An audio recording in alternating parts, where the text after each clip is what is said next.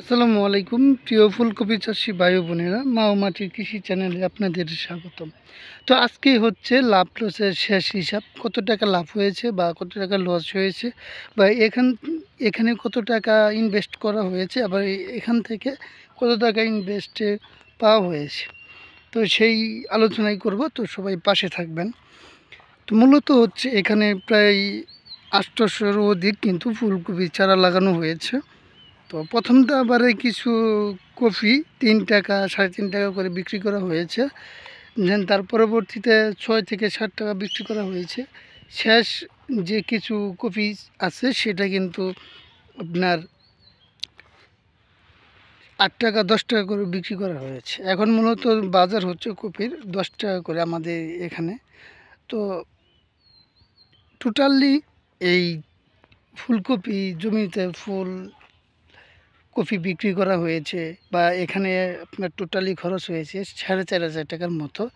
Totally অ্যাভারেজে এখানে প্রায় 800 ফুলকপির চারা রয়েছিল।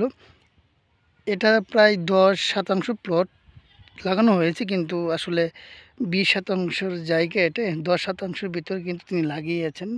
আর অন্য যেই পার আছে পাড়েতে কিন্তু অন্যান্য ফসল করেছেন। তো এখানে কিন্তু 4,500 টাকার মতো কিন্তু খরচ।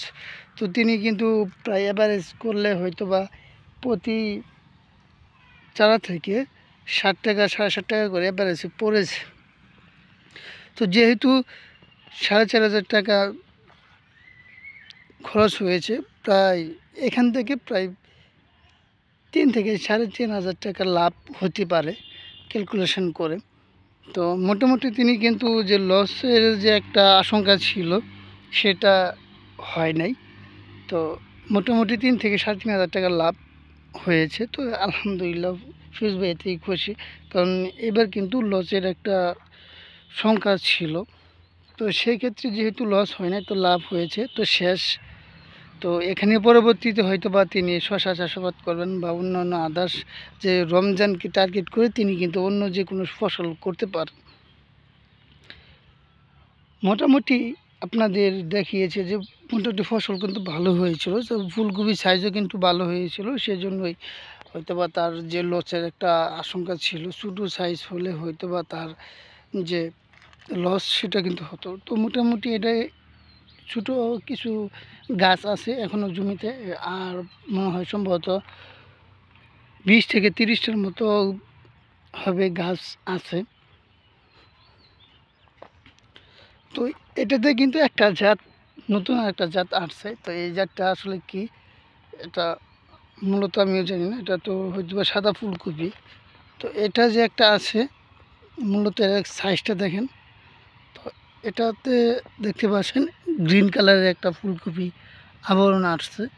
তো হয়তো বা এটা কী জাত এটা আমি নিজেও জানি না। আচ্ছা যাই হোক, তো কিছু কিছু যে চাষি ভাইরা কিন্তু এই ফুলকপিটা চাষাবাদ করে থাকে জমিতে, তো তারা হয়তো বা চিনবে। আর এই একটা জাত কিলো কত টাকা করে বিক্রি করতে পারে তা আসলে না জানা। তো যেহেতু সাদা ফুলকপিটা মূল্য মোটামুটি এখন বর্তমানে 10 টাকা রেট আছে, বা এটা কত টাকা রেট থাকতে পারে সেটা আসলে আমি এখনও জানি না।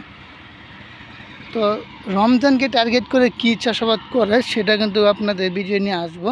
তো সে পর্যন্ত সকলে ভালো থাকবেন, সুস্থ থাকবেন, নিজের প্রতি খেয়াল রাখবেন। সকলকে ধন্যবাদ। আসসালামু আলাইকুম।